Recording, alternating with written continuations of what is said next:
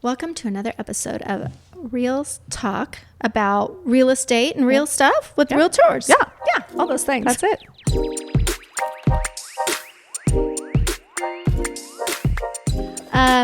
So this topic is going to be about flipping. Is this a good time to flip a home? Are you interested in getting into flipping a home? Making some money, having a little side hustle, I guess, as they say, right? Or potentially making it a full-time business. Yep. But is that gone? Is that over? Is there any opportunity out there, Kelsey? What do you think? Yes. I think there's different ways to go about it. I think you have to find a deal and you have to reverse engineer all the numbers. You have to know what the numbers are. You have to if you don't have the cash, which most people don't, until they get into their fourth or fifth flip, you need to know what your holding costs are going to be for that private loan. You need to know how much you need down for that lender. I mean, the financing is a whole nother ball game, but you could wait for something to come onto the market that is priced for an investor. I think those are far and few between, very, very rare. Or you can go digging and find digging it off market. That's just knocking doors, driving around town, looking at houses that maybe look like they're overgrown or need some help. Getting phone numbers, knocking. Talking to people. It's not easy. There is not a lot of inventory in general. So, but I will say when an ugly house, smelly, most likely comes on the market, very few people want to buy them. Yeah. Most of us don't want to deal with that stuff. True. So there are fewer buyers for the smelly, ugly properties.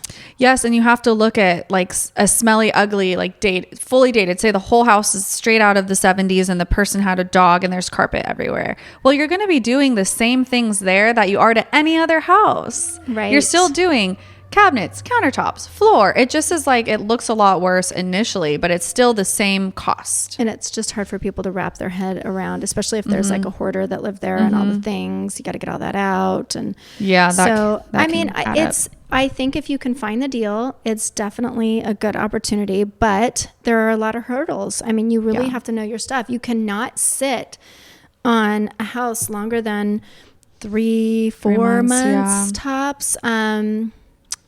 Otherwise, you're losing money. Yeah, because every month you have holding costs. You had said maybe we should define what a flip is. So what in your mind is a flip house? A flip is buying something with the intention of remodeling it and selling it, like you just said, 3 to 4 months later at a profit, or hopefully at a profit.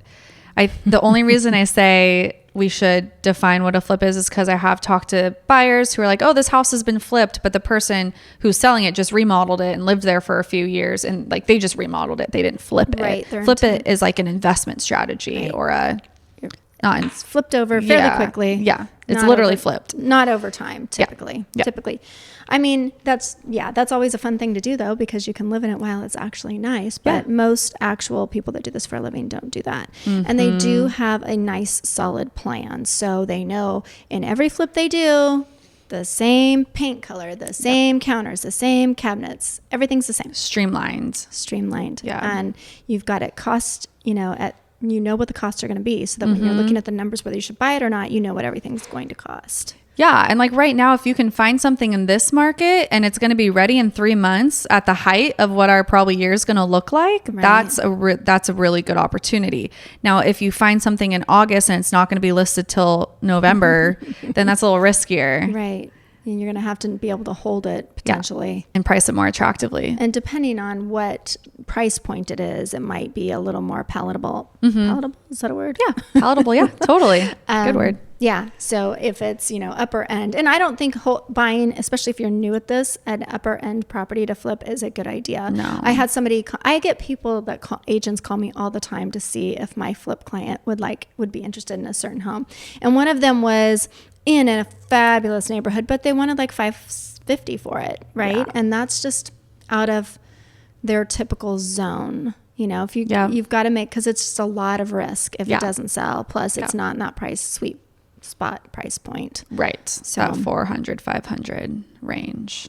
One of the other things I see people do that aren't experienced flippers are maybe talking about knocking out walls or overspending, like we had talked about, you can't make everything top of the line. This is not your house. You don't want to do a shitty job, or you No. don't want it to be crappy. You No. want it to be good, solid workmanship. Yes. But you can't knock out walls and remodel like the look of the layout of the floor plan. No. It just costs too much money It to costs do too that. much. Yeah. You want to focus on making it pretty. Like for the average buyer is going to walk in there, say, this is ready to go. I don't have to do anything. I can just move in. It's staged pretty and All fresh. it's all fresh and new and clean, and there it's going to sell for the same does amount. not need to have the open kitchen No. floor plan. I No. mean, that's so Someone who's going to live there is going to want to do that if that's important to them, but it doesn't matter to everyone.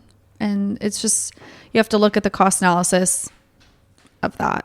right. And I think that the other biggest mistake is the time. You think you can get it done faster, but when you're relying on subcontractors and things like that, it can be very difficult. Yes. So the people that have their regular crew that does everything is really great. Yeah. But if the tile guy doesn't show up or the sheetrock guy doesn't show up when he's supposed to, the tile guy can't start. But then Yeah. the tile guy has another job Yep. that he had to start the next week, so you can't push anybody around. So then it just pushes everything out. Yeah. So Good point. I would suggest, if you think your timeline is going to be 3 months, assume it's going to be 4 to 6 months, and make sure that you budget for that. Keep holding Yes. costs for that.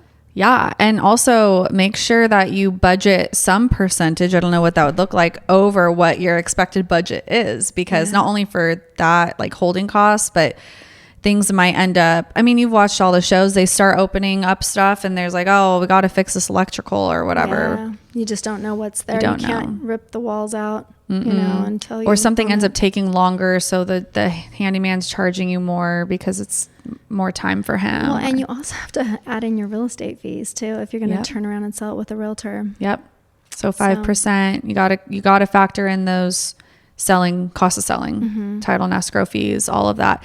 And on that note, in your experience with your flipper, buyers always ask for something, even if the house looks brand new. It's like they always find something in the inspection to ask for. So also budget for part of your selling costs, maybe $1,000 or whatever, to fix little things, nitpicky things. Because you fix a lot when you're doing it. Yeah. But if you fix every little thing, they're still going to find one more thing. They'll find something. And they'll Buyers love to ask for something. Yes, it makes they do. everyone feel good. Yes, So. it does. So, anyway. So that's a good tip. So we have, don't get caught in all the details of the design, Right. for sure, because it's easy to over improve, and you don't want to over improve for the neighborhood. You don't want to over improve for your margin as well. So know your budget, and then know what that's going to cost you. And don't, like, I just feel like it's so easy to like roll into like, well, we're paying this much for this sink, why don't we upgrade to a farmhouse sink? It's only $200 more. And then you that all upgrade the adds lighting up. a little bit more, and then you got to redo the baseboards that you didn't know you had to do, and then you got to And none of that is going to add real value to your bottom Exactly. line. So just do basic stuff for the most part, middle grade, I would say, and let the buyers do those upgrades later if they want to. Sure. Don't get caught in the details. Assume it's going to cost more than you budgeted for. Time it right with the market if you can. Obviously, we always say don't try to time the market, but there is the seasonality changes throughout the year that you can pay attention to. Buyers will always ask for something, and then don't knock out walls.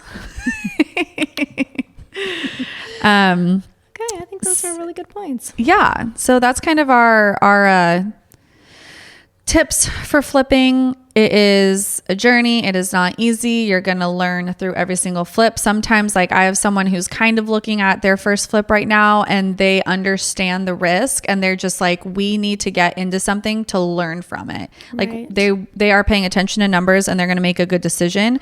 But if they lose out a little bit, or they don't end up making as much as they thought, they learned from that. Is this a newer or older home?